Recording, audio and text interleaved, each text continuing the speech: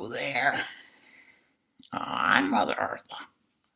I tell stories and sometimes I just talk about stuff. Now, today, I want to talk about carrying on in spite of suffering. Right now, I know quite a few folk who are going through some tough times, and it seems to me these need a little encouragement. So I'm going to try to do that by talking about the pond. See, someone close to me is blessed to live on a 2-acre pond.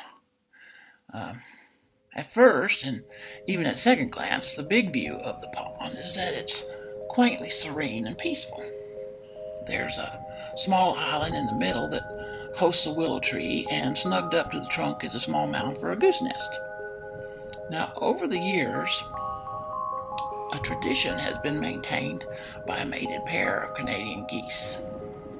Early in February, even as ice storms and freak blizzards are still a potential threat, the pair come back from wherever they had wintered to check out and reclaim their perfect nesting spot. Now, by mid-March, the female has taken her position on her nest as her mate navigates the pond, protecting the boundaries from any and all interlopers. For 26 or so days while the mom is incubating her eggs, the pond belongs entirely to the pair. No other geese or even ducks are allowed to stop. Not even the lone heron, who could care less about the geese, is allowed to fish on the banks. Father Goose honks and, with furious flapping wings and bobbing head, "Move on or else," he warns.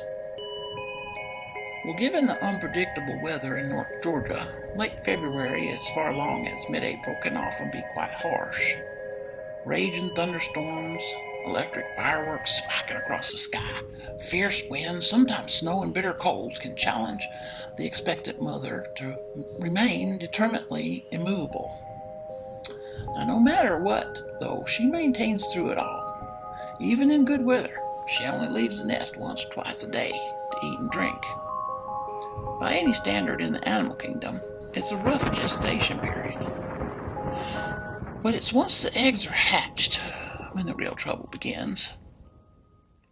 While the father goose is doing his best to keep the pond free from potential threats, he's limited to policing the surface of the water and surrounding banks. He is helpless against intruders from the sky. Long before the new goslings appear, the hawk lurks from nearby limbs in a spot on the top rail of the dock, which gets him as close to the nest as possible, but still out of reach of Father Goose. He lazily soars and circles over the pond, changing his vantage point often, and he waits patiently.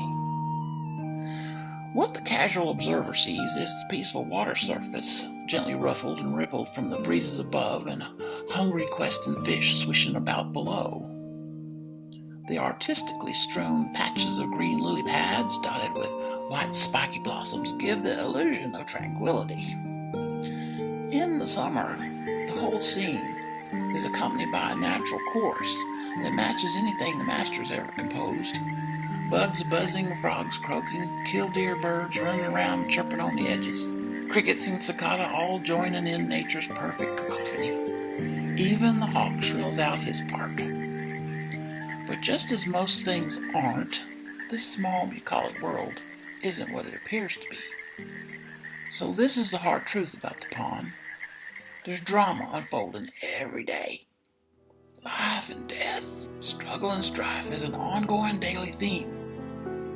It's both lightly exquisite and darkly dangerous for all the inhabitants down to the smallest tadpole, and seemingly arbitrary, or at least to the unknown eye. It just seems random that some years the mother goose endures unimaginable hardship only to lose her goslings to the hawk and or other predators, and then some years a few manage to survive.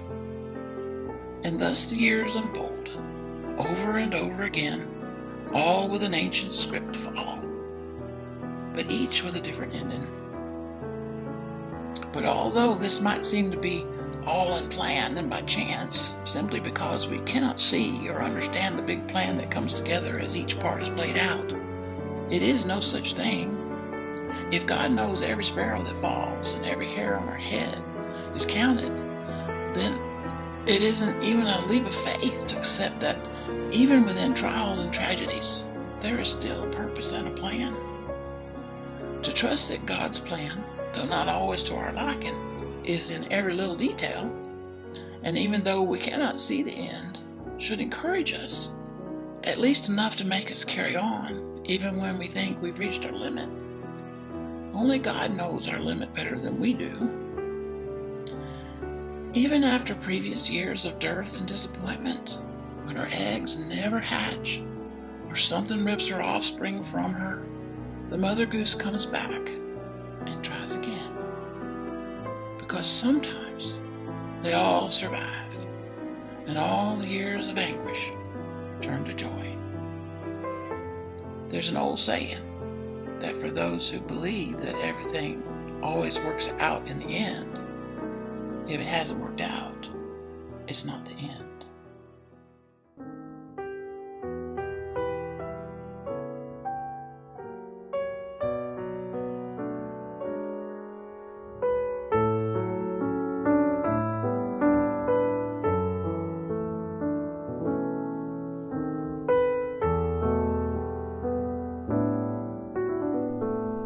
Till next time.